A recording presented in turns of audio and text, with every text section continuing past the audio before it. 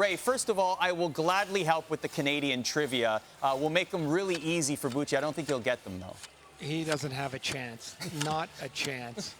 Speaking of not having a chance, the Seattle Kraken must have felt like they didn't have a chance for pretty much all of this game. What was right about Colorado from your vantage point, ice level? They're so confident when they move the puck. They're always in motion. It's not just one attack up the ice. There's a backside support. There's, the defense are in the play. They move the puck back to front so efficiently, and so Seattle starts chasing the game. They give up that power play goal early. Now they got a power play themselves. They've got a chance to get themselves back in the game. They give up the shorty. Now they're really in trouble. I mean, Colorado they stretched the ice. Seattle just had no answer for them tonight. Ray, let me ask you, before the game we were talking about the goaltending, right? We were surprised that Grubauer didn't play up against his old team. Drieger's second start of the season, he gets pulled. And all the talk's been goaltending's been bad. I actually personally thought that this goaltending tandem would be one of the best in the NHL. Hasn't worked out that way, but it can't solely be on the goalie. I mean, how much of this is just Seattle and mistakes and everything else and just not playing great defensive hockey right now? Well, you would know better than me, Rick, but the goalie can only stop the puck, but when everything else in front of him is breaking down, now he starts to guess a little bit. He's trying to anticipate where the next play is going to be. When the rebounds there, guys aren't cleared out of the front of the net. There was one rebound in front. There's some goals that Grubauer would like back. Sure, of course, he's starting to move around in the net. The puck gets through him. So I kind of like that they gave him the day off, that they were going to work a little bit. However, the start was no good for Drieger, and after 4 goals, they had to get him back in. He'll be in again, and I know there's a lot of criticism of Grubauer right now. He's the most high-profile player. He didn't forget how to play goal. Last year, he was a .922 save percentage. He had 7 shutouts. I know it's not the same team. His game will rebound, but it's sure been a difficult start. Yeah, he's had an .877 save percentage, which is worst with at least 10 games played for goaltenders. And the Kraken have allowed the fewest shots per game going into this one at 25.6. I'd love to hear from all three of you. 3 great hockey minds. Take me into the locker room. And Torts, I want to start with you on this one. Take me into the locker room as a coach. Now, this is rock bottom for their season right now. Multiple game losing streak. You lose big here. How do you handle this moment as a coach? Yeah, and this is my opinion. I want to be careful. I don't want to coach Hack's team, but you're asking me how I would, the next step. At 7-0, I'm on the bench already planning my day tomorrow. I know what I'm doing tomorrow. And tomorrow is going to be a meeting. We're going to have some honesty. Maybe the players are pissed off at the coach about some of the things that's going on there. That has to be talked about. I'd put the chair in the middle of the locker room as the head coach, and I'm going around and I want information. You want to ask me questions? Ask me questions. I'll answer them the best way I can. You have a criticism on how we're doing this? We'll accept that. I want them to be able to talk to me and the coaching staff and get some honesty in the room, and then we may be able to make some changes.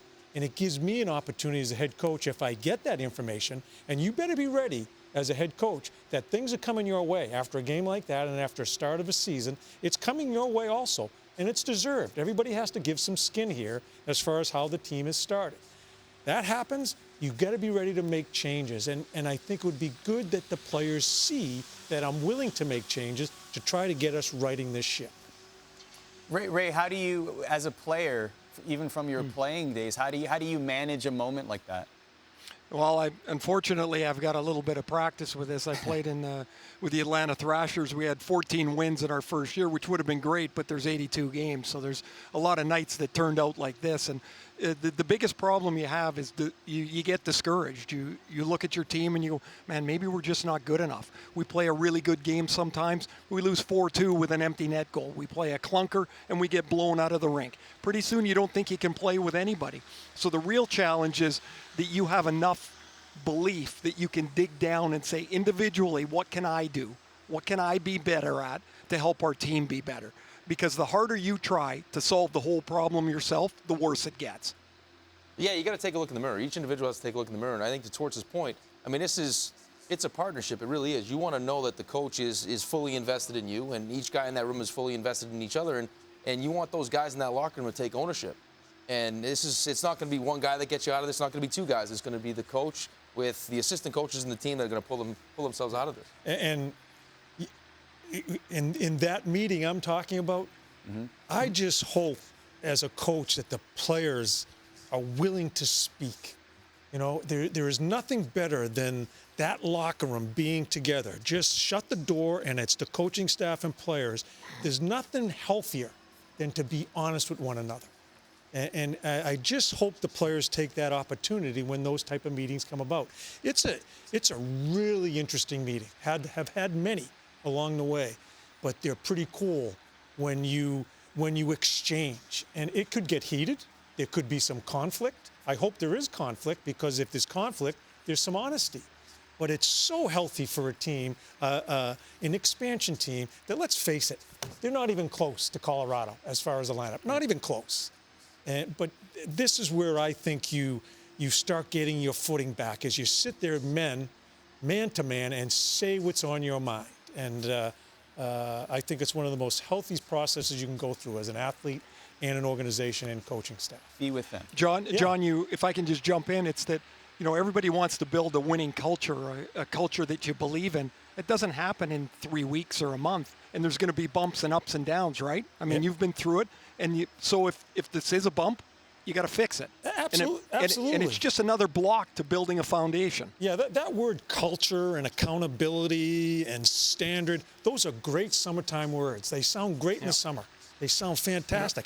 It's an everyday battle to make that happen, to create a culture, to create a standard. You're going through some tough times. You're going to be going up and down. It's an everyday conversation of honesty, and and shame on you if you're not honest. That's the thing, because you're trying to solve the problem, and that's how you build a standard. That's how you build a proud locker room. Thanks for watching ESPN on YouTube. For live streaming, sports, and premium content, subscribe to ESPN+.